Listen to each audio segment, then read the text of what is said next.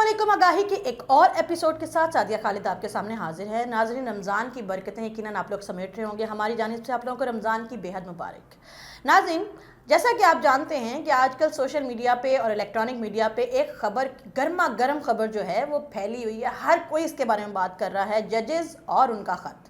ہم نے سوچا کیوں نہ ہم بھی، ہمارے ساتھ ایک قانون دان موجود ہیں تو کیوں نہ ہم ان سے ان کی رائے جانیں۔ تو ہمارے ساتھ موجود ہیں چیف ایڈیٹر روزنامہ سرزمین۔ آئیے ہم ان سے بات کرتے ہیں، صفدر علی خان صاحب کے پاس چلتے ہیں اور جانتے ہیں کہ اس حوالے سے ان کی کیا رائے ہے۔ السلام علیکم سر۔ جی وعلیکم السلام سر، بہت شکریہ اپنا وقت دینے کا۔ سر، یہ جو 6 ججز نے لیٹر لکھا ہے، سب سے پہلے تو آپ مجھے بتائیں کہ آئینی طور پہ آپ اس کو کس نظر سے دیکھتے ہیں؟ آیا یہ ایک درست اقدام تھا یا پھر یہ کوئی سازش تھی؟ بہت شکریہ۔ بات یہ ہے کہ سازش کا لفظ تو ذرا سخت ہو جاتا ہے، لیکن میں اسے کوئی آئین کے مطابق بھی نہیں سمجھتا۔ اچھا۔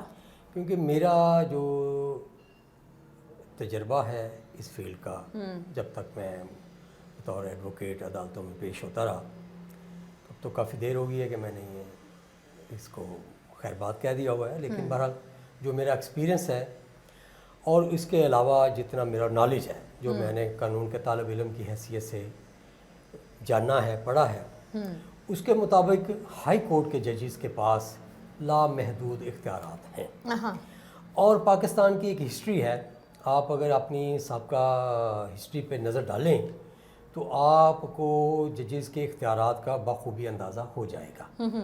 ہمارے وہ ججز ہیں جنہوں نے ایک وزیر اعظم کو پھانسی دی، ہمارے وہ ججز ہیں جنہوں نے 3-4 وزرائے اعظم کو گھر بھیجا، اور کئی ججز نے کئی وزرائے اعظم کو سزائیں بھی سنائیں، اور وہ وزرائے اعظم پابند سلاسل بھی رہے۔ بالکل۔ ہمارے اس وقت کے جو صدر مملکت ہیں آصف علی زرداری، ان پر بھی یہ وقت بیت چکا ہے کہ وہ بھی 11 سال جیل کی سلاخوں کے پیچھے رہے۔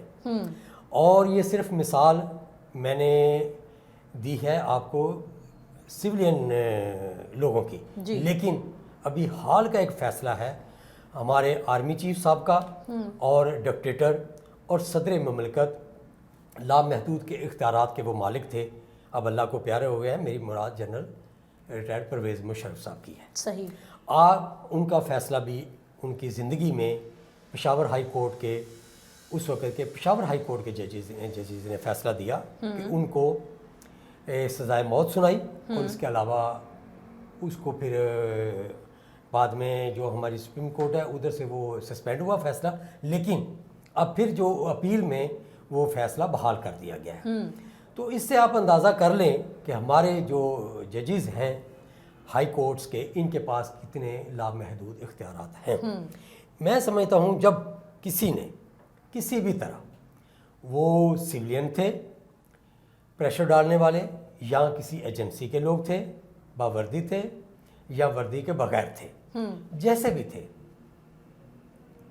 جب انہوں نے کسی بھی جج کو ڈرایا یا اپروچ کیا یا سفارش کرنے کی کوشش کی، تو ججز کا یہ کوئی وتیرہ نہیں ہونا چاہیے کہ وہ اس پر خاموشی سے بیٹھ جائیں۔ ان کے لیے یہ ضروری تھا کہ وہ اس ایشو کو اگلے دن ہی اپنی کورٹ میں اٹھاتے اور ان کو نوٹس کرتے۔ نوٹس نہیں کرنا تو اس پہ کم از کم آبزرویشن دیتے کہ ہمارے ساتھ یہ واردات ڈالنے کی کوشش کی گئی ہے۔ تو یہ ایک زیادہ بہتر راستہ تھا، لیکن بہرحال انہوں نے 1 سال کے بعد اپنا یہ جو مسئلہ ہے وہ پبلک کے سامنے لے آئے ہیں۔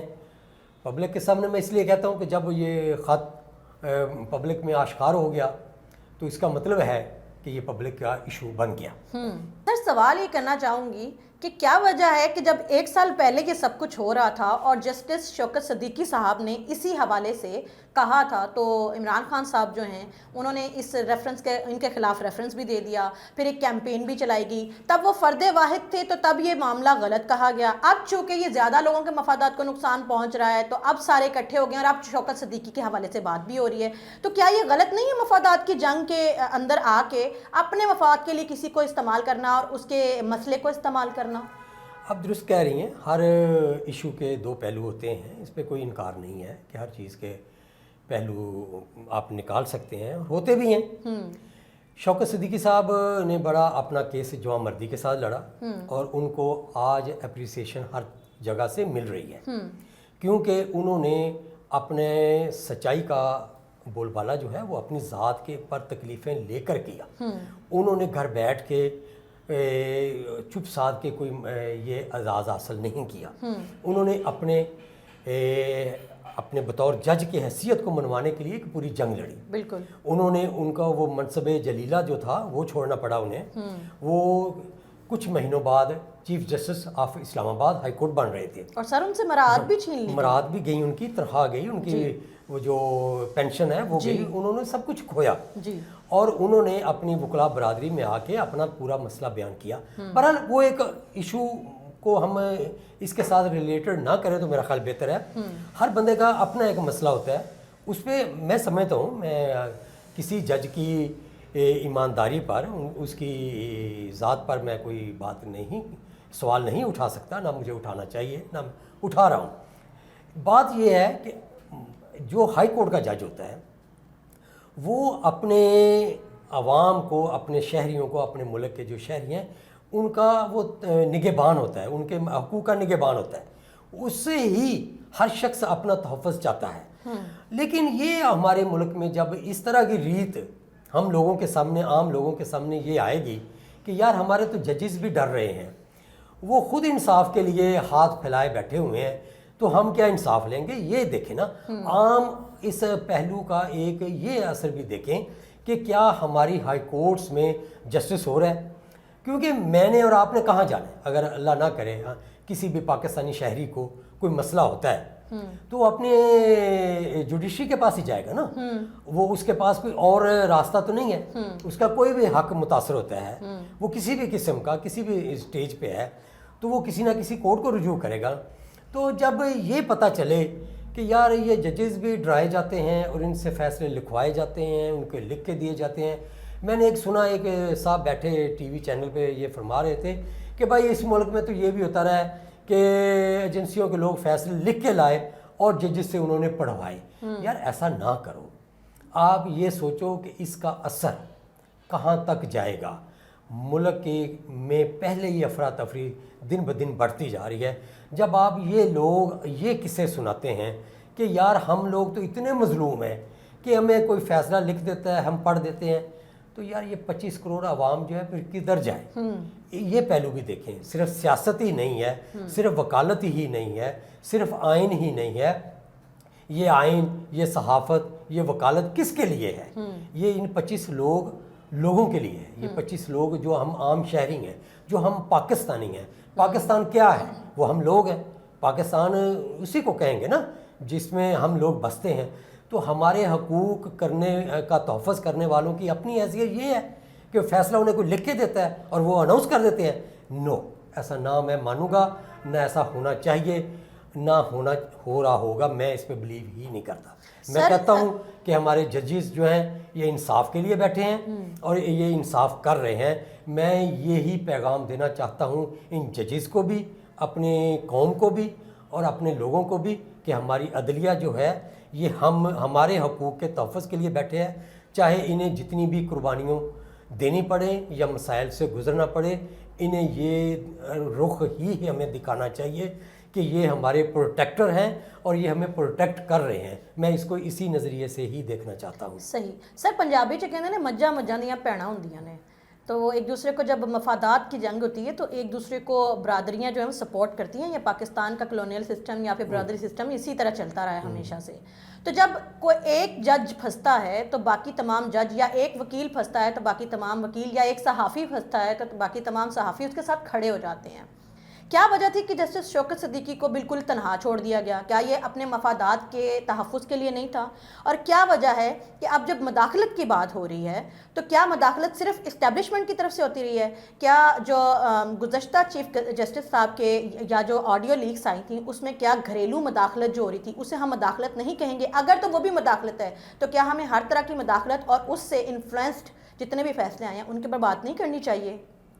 بہت درست آپ نے بات کی ہے، بہت درست بات کی ہے، آپ کی بات 100% ٹھیک ہے، اور اصل پاکستان کے مسئلے بھی یہی ہیں کہ ہم مفادات اور اپنے اعزازات کے چکر میں پھنسے ہوئے ہیں۔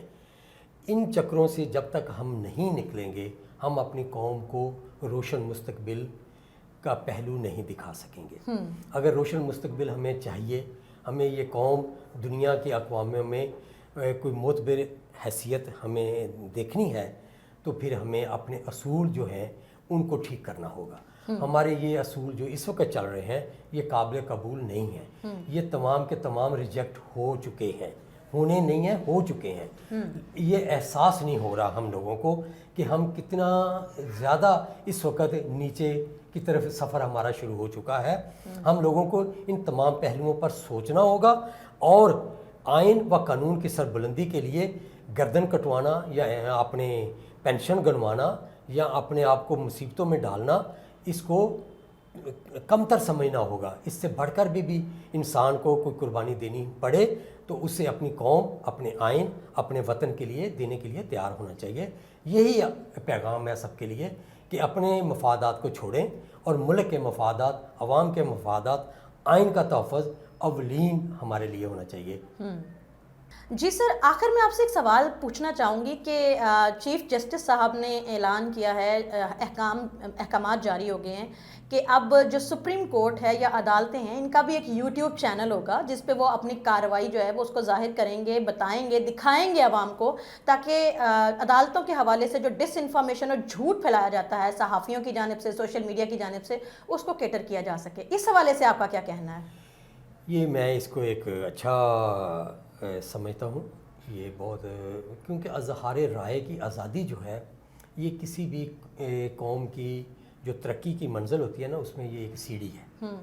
آپ کو آزادی اظہار رائے کے لیے ہر پلیٹ فارم جو ہے نا وہ مہیا ہونا چاہیے، اور سوشل میڈیا کا اس وقت دور ہے، دنیا کے سامنے آگاہی کے پہلو بہت سارے اب سامنے آ چکے ہیں، جبکہ پاکستان میں کئی چیزیں جو ہیں وہ انڈر دی ٹیبل کر دی جاتی ہیں اور ان کو چھپانے کی کوشش کی جاتی ہے، اور وہ پھر کئی اور ذرائع سے لیک ہوتی ہیں، تو ان میں پھر کئی گمراہ کن چیزیں شامل ہو جاتی ہیں۔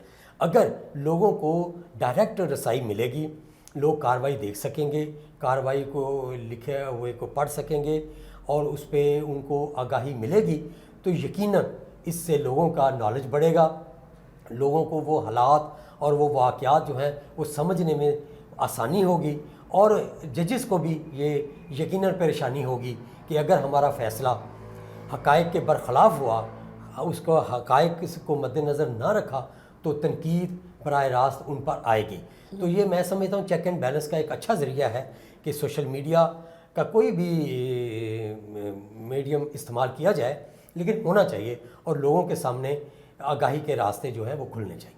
سر بہت شکریہ، آپ نے اپنی قیمتی رائے سے ہمارے دیکھنے والوں کو آگاہ کیا۔ ناظرین، ہمارے وزیر اعظم شہباز شریف صاحب کہتے ہیں کہ ہاں سانو سارے اپنی منجی تھلے ڈانگ پھیرنی چاہیے۔